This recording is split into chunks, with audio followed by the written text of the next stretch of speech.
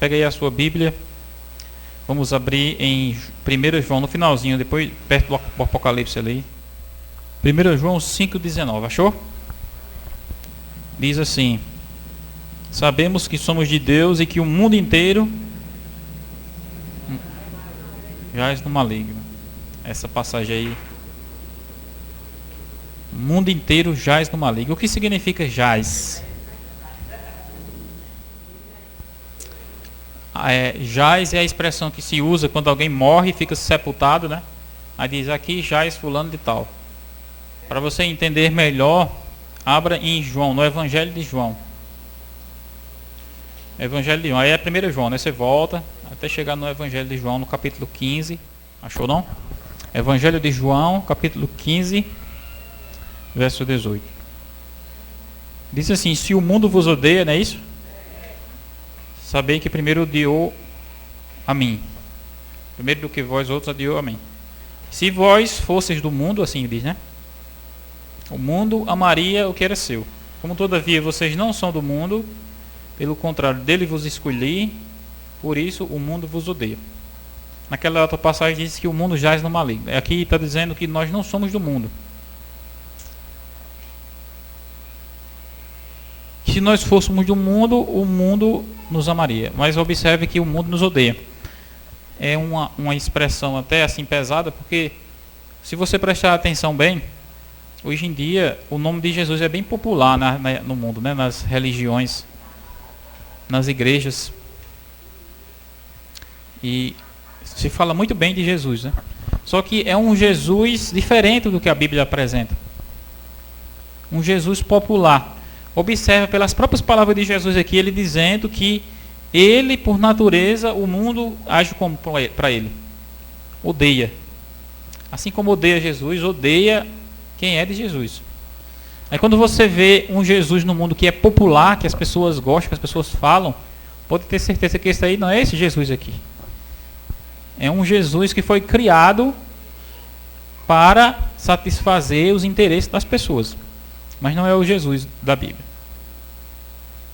Porque o mundo por natureza é contra Deus. O mundo é do maligno. Aqui, mesmo em João, mesmo volta só 2 páginas aí, no capítulo 12. João capítulo 12, verso 31. Diz assim: chegou o momento de ser julgado o mundo, não é assim? E agora o seu príncipe será expulso. Então quem é o príncipe do mundo que Jesus se refere aqui? É o diabo, o inimigo. Por que ele é chamado príncipe do mundo? Será porque o mundo pertence a ele? A criação de Deus, irmãos, ela é vasta. Por todo o universo existem planetas criados por Deus, onde habitam seres que vivem em harmonia com as leis de Deus. E em toda a criação de Deus, o único planeta que se afastou de Deus foi a Terra, por causa da desobediência de Adão e Eva. O único planeta que se afastou do ideal de Deus. Aí aqui Jesus está dizendo que, como ele se afastou, então, olha, quando Eva cedeu a astúcia da serpente e enganou Adão também, não enganou, mas seduziu de certa forma Adão, enfeitiçou, iludiu, enganou. Então ali automaticamente, você presta atenção, lá em Gênesis Deus disse o que a Adão? Disse: olha, você vai fazer o que com o jardim? Você vai cultivar e guardar, porque era dele. A partir do momento que ele pecou, então ele foi expulso do jardim. E aquela desobediência de Adão era como se Adão tivesse passando a transferência da propriedade dele para quem? Para o inimigo. E o inimigo, irmãos, qual era o objetivo dele? Qual era, que não é mais? Na verdade, talvez ele ainda pense assim, mas ele está equivocado, né? O objetivo era estabelecer aqui o seu reino perpétuo, eterno, sem fim. Ele queria estabelecer aqui na terra um reino em contrafação a Deus, dizendo assim: ó Deus, isso aqui é o reino como eu vou mostrar a você que deve ser. Como se ele estivesse querendo ensinar a Deus, porque ele se revoltou contra Deus no céu. alegando que Deus era injusto e que as leis de Deus eram injustas e que ele e os outros anjos não precisavam seguir leis, porque eles eram santos por si mesmos. E Deus então expulsou eles para a terra. E na terra eles levaram o homem à desobediência. E o plano dele era fazer aqui na terra o reino dele. E o que a gente vê no mundo aí fora, como a palavra de Deus diz aqui, o mundo já é maligno, é o reino dele, entendeu? O sistema que o mundo está estabelecido é conforme o diabo planejou. Deus disse ao homem o quê? Olha, Deus criou Adão, Deus criou Eva e colocou eles aonde? No jardim. Quando você vai prestar atenção, diz que Caim foi lá e assassinou Abel. Aí diz que assim que Caim assassinou Abel, ele fugiu para um lugar e ele edificou uma cidade. Vocês percebem aí? Deus criou o homem para viver aonde? No jardim, em meio à natureza. E o diabo colocou o homem em cidades. Ou seja, a humanidade vive hoje no sistema diabólico das cidades. O plano de Deus era que o homem vivesse em meio à natureza. Esse é apenas um dos fatores, entendeu? Porque quando o homem está vivendo em cidades, é muito mais fácil para o inimigo controlar e para o inimigo induzir para o erro, para o mal. Quando você vive isolado, num lugar afastado, você se torna menos influenciável. Quando você vive em cidade e em ambientes coletivos, você é facilmente levado pela maioria, pelo costume. Até a própria igreja, né, vai seguindo certos costumes e todo mundo acha normal e segue aqueles costumes, que é exatamente um plano do inimigo. Então, o mundo do jeito que ele é exatamente o plano que o inimigo tem de estabelecer um reino, como você vê, que é a terra, né? Com as pessoas vivendo tudo o que elas pensarem, tudo o que elas imaginarem. Tudo que o ser humano deseja fazer, ele pode fazer no reino do diabo, né? No reino do inimigo. Aí Jesus disse que isso, aqui nesse versículo 12 que a gente leu aqui, né? Capítulo 12, verso 31, ele disse que o príncipe desse mundo vai ser o quê? Expulso. Ou seja, na época em que aquilo estava acontecendo, que Jesus estava morrendo na cruz, o inimigo estava sendo expulso uma segunda vez. Como assim? Como entende-se isso? A primeira vez que ele foi expulso foi quando ele se rebelou contra Deus no céu. E ele foi lançado na terra. Aqui ele começou a implantar o sistema dele, que é o sistema que a gente vê, né? Aí Jesus disse aqui que quando ele estava para ser expulso era exatamente quando Jesus ia morrer. Mas em que sentido o inimigo ia ser expulso novamente? Porque ele ainda está na terra, ele não foi expulso da terra. De onde ele foi expulso então? Hein? Veja bem, a primeira vez ele foi expulso do céu, né? Ele não pôde entrar mais no céu. Mas só que o inimigo, ele ainda tinha a simpatia dos anjos e dos filhos de Deus espalhados por outros planetas. Porque os anjos de Deus, eles não compreendiam qual era o resultado das ações de Lúcifer. Ele sempre conheceram Lúcifer como uma pessoa pura, como uma pessoa boa. E Deus expulsou eles para a terra, mas Deus ainda permitiu que o inimigo conversasse com os anjos dele e que o inimigo conversasse com os filhos dele em outros mundos. Se você prestar atenção no livro de Jó, até fala dessas investidas que o inimigo fazia, porque diz no livro de Jó que um dia os filhos de Deus se reuniram e o inimigo apareceu também, Satanás apareceu entre eles. Era exatamente a liberdade que ele tinha de ter acesso aos filhos de Deus espalhados pelo universo, entendeu? Os anjos de Deus ainda tinham simpatia por ele, porque eles não compreendiam bem para onde o caminho dele estava seguindo. Mas aí Jesus disse, mas chegou a hora do príncipe desse mundo ser expulso. Ele estava se referindo ao momento em que Jesus ia morrer na cruz. Quando Jesus morreu na cruz, todos os anjos de Deus, todos os filhos de Deus, deixa eu não me engano, uma passagem em Coríntios que diz assim, que nós, esse pequenino mundo que nós vivemos, ele é um espetáculo para os outros. É como se fosse um livro de estudo. Tudo que se passa nesse mundo, os outros mundos veem. Os anjos de Deus veem. E os anjos de Deus acompanharam cada passo de Cristo na terra e toda a opressão que ele sofreu, toda a humilhação que ele passou. Quando Cristo expirou na cruz e disse: está consumado, todas as simpatias que havia entre eles e Lúcifer se acabaram. Foi nesse sentido que ele foi expulso. Foi nesse sentido que Lúcifer não teve mais direito de ir lá para outros planetas, para outra dimensão, falar com os anjos de Deus e procurar a simpatia deles, apoio deles. A obra do inimigo agora ficou restrita apenas aos seres humanos. Porque antes da cruz, a obra do inimigo ainda tinha alcance nos outros mundos. Ele foi expulso do céu, com a morte da cruz, ele foi expulso do acesso a esses outros mundos. E então haverá uma terceira expulsão do inimigo, que vai ser na volta de Cristo. Quando o inimigo for julgado, então o ser humano vai ter a oportunidade de ver, assim como os anjos tiveram a oportunidade de ver o mal que ele fez a Cristo, o ser humano vai ter a oportunidade de ver o mal que ele vai estar fazendo na terra. E o ser humano por si só vai perceber que o reino que o inimigo queria implantar não é bom. Se você observar bem, as pessoas acham bom o mundo, entendeu? Por que elas acham bom? Porque o inimigo ainda não revelou a elas todo o mal que ele planeja fazer. Ele só revelou a aparência de beleza, o prazer, as festas, os vícios. Ele revelou apenas essas coisas. As pessoas acham isso agradável. Mas o inimigo, pouco a pouco, vai mostrar qual é o resultado de tudo isso.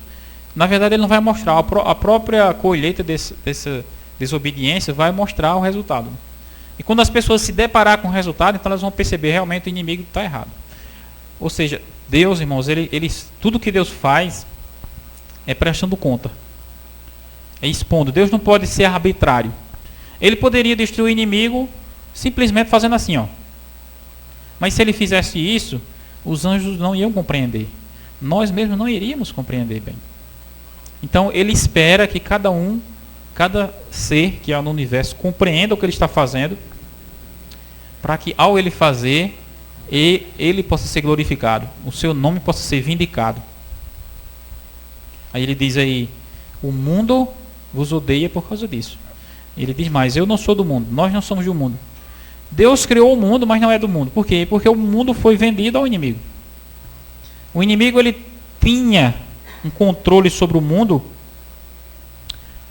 para ser um controle perpétuo, mas Cristo veio, morreu na cruz e salvou. Ou seja, quando Cristo morreu na cruz, a causa dele foi perdida. Ele não tem mais esperança de ter controle sobre o mundo eternamente. O livro de Apocalipse diz assim: o inimigo sabe que pouco tempo lhe resta. Por quê? Porque o que Deus fez com ele foi estabelecer um tempo para que ele desenvolvesse o mal até quanto os seres humanos compreendam qual é o resultado do mal que ele estava fazendo.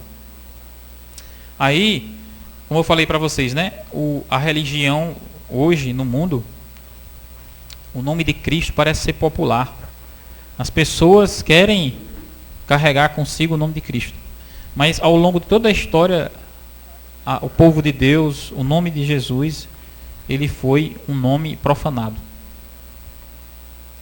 Ele próprio diz assim: eles me odeiam da mesma maneira, odiarão a vocês. Aqui você está em João, né? Em João que você está? Você vai voltar mais um pouquinho aí. Capítulo 7. Verso 7.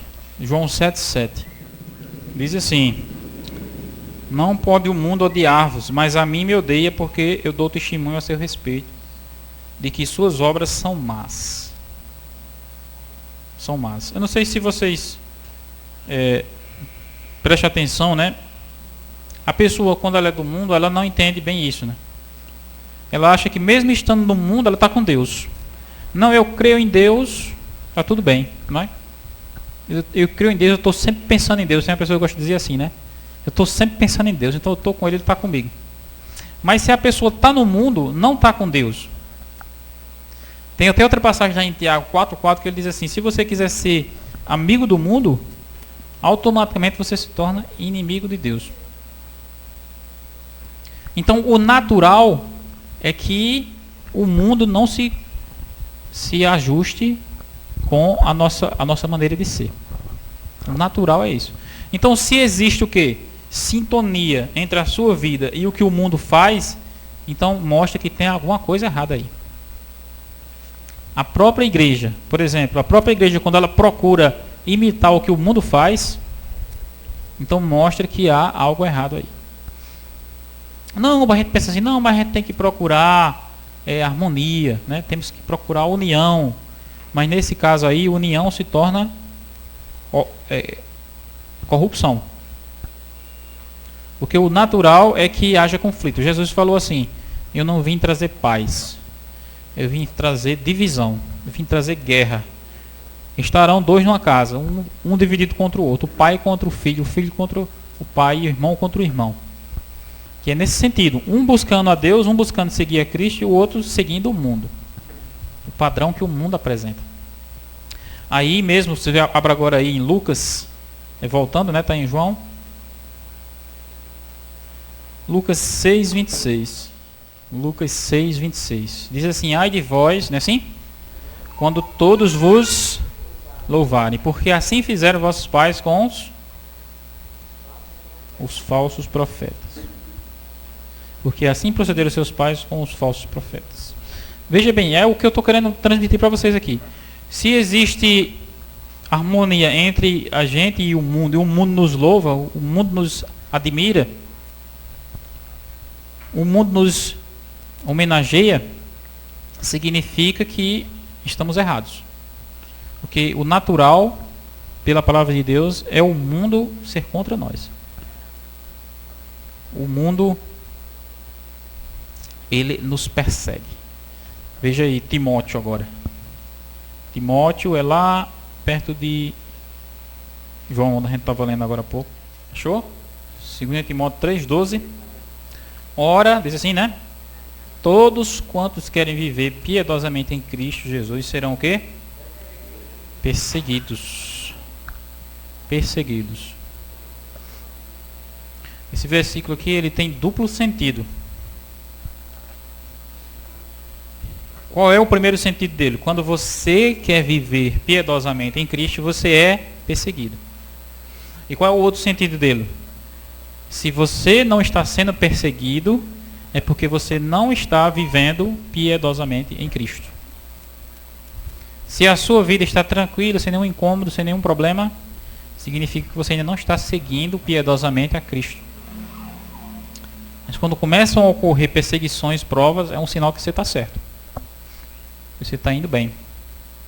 Esse é o Evangelho, irmãos. O Evangelho é o contrário do que é ensinado nas religiões hoje. Se for ver a religião, ela mostra exatamente o contrário, né?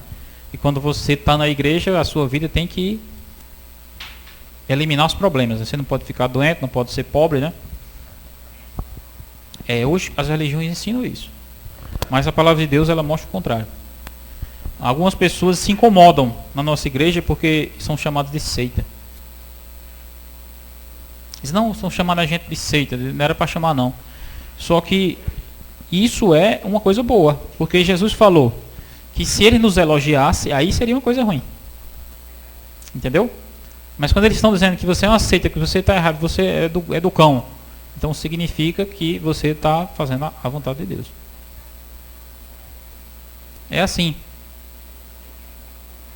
E quanto mais você procurar lutar contra isso, mais você vai se ajustar ao pensamento comum popular. Aí você vai querer apoio popular, não vai querer perseguição, e assim vai. E você observa, irmãos, que a igreja de Deus, toda a história, desde Caim e Abel, né? A igreja de Deus era Abel. Aí Caim odiou Abel. Ou seja, ali você vê esse espírito, né? De viver piedosamente com Deus e ser perseguido. Abraão, da mesma forma. O povo de Deus no Egito, quase 400 anos oprimido. Ali, mais uma vez, ilustrada essa figura, né? Aí depois o povo foi escravizado na Babilônia também. Depois veio Cristo, sofrendo a opressão também toda a sua vida. E depois, irmãos, veio a longa história de perseguição, chamada perseguição da Idade Média. O povo de Deus, desde a época dos apóstolos até os nossos dias, ou melhor, até a época em que a supremacia papal foi quebrada, foi um povo sofrido, um povo perseguido. Toda pessoa que ousava estudar a Bíblia, que ousava viver a verdade, era oprimida, era perseguida, era morta. Não sei se vocês já ouviram falar, irmão, sobre os mártires. Tinha 2 mártires chamados Hus e Jerônimo. Eles eram extremamente estudiosos da palavra de Deus. E eles pregavam a palavra de Deus. E por causa disso, eles foram condenados à fogueira. Eles que pegaram Jerônimo, pegaram Hus, né, João Hus, amarraram no estaque e acenderam o fogo nos pés dele. E ele disse que morreu cantando, né? O fogo queimando ele e ele cantando um hino. Ele disse que Jerônimo assistiu aquilo, amigo dele, né? Aí os caras disseram: Jerônimo, amanhã é você, a não ser que você se retrate. Aí Jerônimo ficou com medo, entendeu? Ele ficou muito angustiado com aquela visão de ver uma pessoa queimando. E disse: agora vai ser você que vai queimar. E ele ficou com medo, né? Aí ele disse: eu me retrato. Ele disse: pronto, para você não vai morrer, porque você se retratou. Aí ele disse que quando ele falou isso, ele disse que ele não conseguiu dormir mais, né? Ele disse que ele ficou muito angustiado com um sentimento assim, tipo o sentimento de Pedro, né? De ter negado a Cristo. Aí disse que ele foi lá e se retratou da retratação. Aí foi lá e disse: olha, eu vou voltar atrás e eu vou continuar no que eu estava. Mesmo sabendo que você vai ser queimado, você pode queimar. Aí Jerônimo foi queimado também da mesma maneira de João Hus. Eles foram apenas alguns. A verdade, a igreja de Deus que mais sofreu, não sei se vocês já ouviram falar, foram a igreja dos valdenses. Porque o mundo ele sempre procura confundir as coisas, né? Senão a religião oficial é essa que é a certa. As pessoas dizem: não, essa é a religião do meu pai, do meu avô, a minha mãe ensinou assim, meu pai ensinou assim, eu também sou assim. Ou seja, esse é um método diabólico de escravizar as pessoas, né? Você é escravizado naquela tradição, naquele padrão que vem de longas eras. Aí porque é comum, aí eles dizem que é o certo. Quando você vai para a palavra de Deus, é exatamente o contrário. A minoria é que é a certa. Aí os valdenses, interessante a história dos valdenses. Essa palavra valdenses vem de um homem chamado Pedro Valdo. Ele era um homem católico, entendeu? Era um homem católico. Só que ele era um homem que ele desejava ter um compromisso maior com Deus. E ele ia para a igreja, chegava na igreja e não conseguia entender nada, porque a missa era rezada em latim. E o sacerdote ficava de costa para ele. E ele tinha uma sede, uma vontade, um desejo de se aproximar mais, de se entregar mais a Deus, entendeu? Até que ele foi falar com o padre, foi falar com o sacerdote, e disse isso ao padre, né? Disse: olha, padre, eu gostaria de ter uma comunhão maior com Deus, conhecer mais a Deus, o que é que eu faço? Aí disse que esse padre encontrou uma Bíblia na língua dele e deu a ele. Pronto. Foi o suficiente para começar o quê? As perseguições na vida de Pedro Valdo. Porque ele começou a estudar a Bíblia, e ao estudar a Bíblia, ele começou a seguir a Cristo, e quem segue a Cristo é perseguido. Ao estudar a Bíblia, ele começou a perceber que aquele sistema vigente que a igreja promovia era um sistema apostatado. Simplesmente estudando a Bíblia você vai perceber. Mesma coisa hoje. As pessoas vão para as igrejas aí, mas elas não percebem que esse é um sistema apostatado. É um sistema popular. Pelo simples fato de ser popular, é contra a Bíblia. E Pedro Valdo, então, lendo a Bíblia, passou então a ensinar os seus filhos. E os seus filhos foram espalhando aquela mensagem da Bíblia para outras pessoas. E diz que eles passaram a ser contrabandistas da Bíblia. Como assim? Porque naquela época a Bíblia era proibida.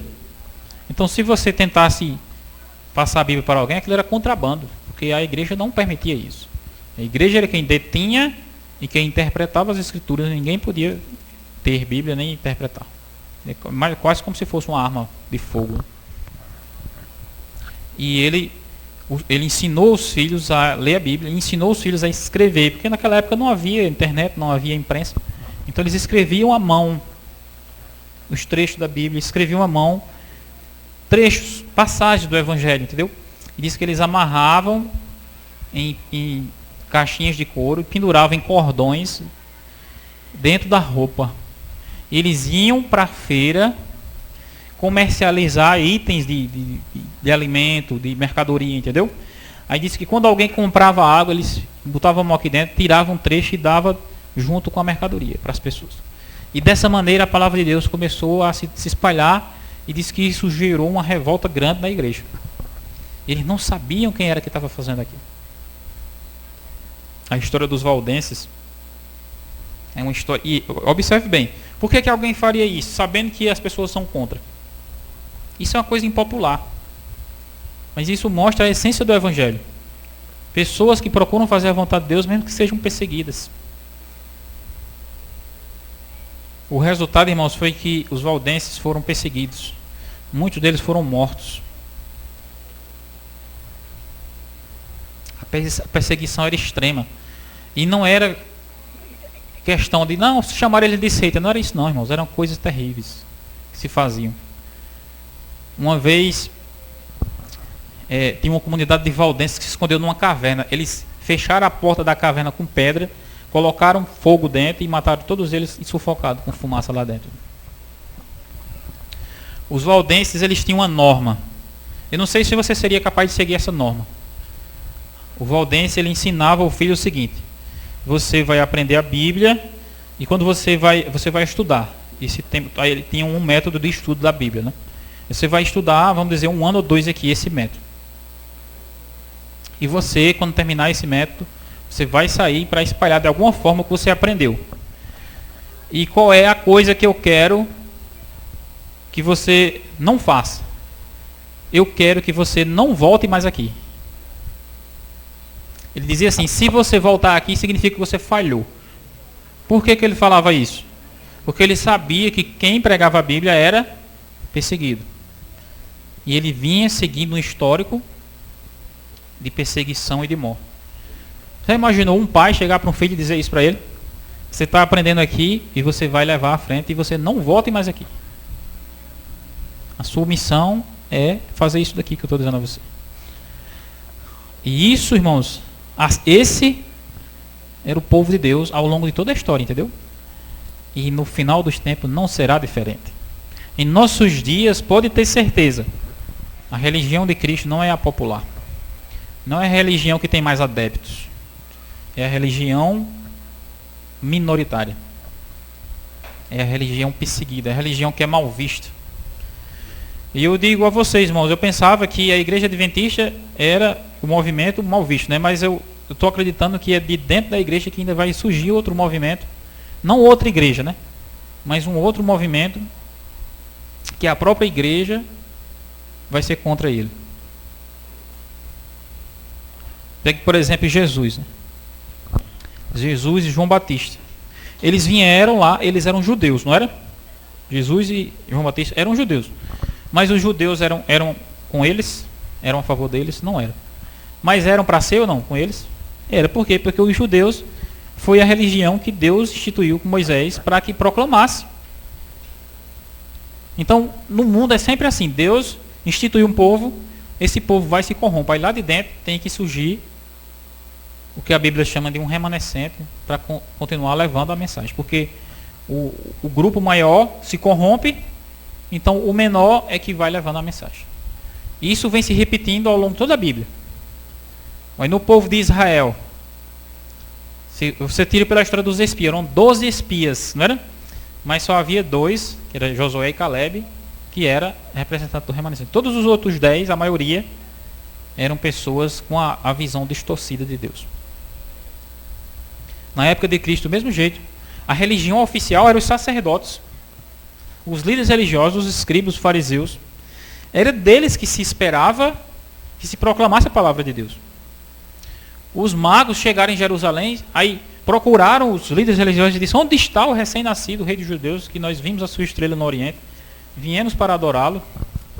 E todos eles ficaram espantados. Como é que pode uma coisa dessa? Não nasceu ninguém aqui não. Ou seja, eles é que deveriam estar celebrando o nascimento de Cristo. Eles nem sabiam que Cristo tinha nascido. Era a igreja oficial. Entenda bem. E depois, como eles fracassaram, Cristo fundou a igreja cristã de uma forma completamente leiga, sem nenhum tipo de formação, sem nenhum tipo de instrução acadêmica, com pessoas, como a própria Bíblia diz lá, pessoas iletradas, incultas, pescadores.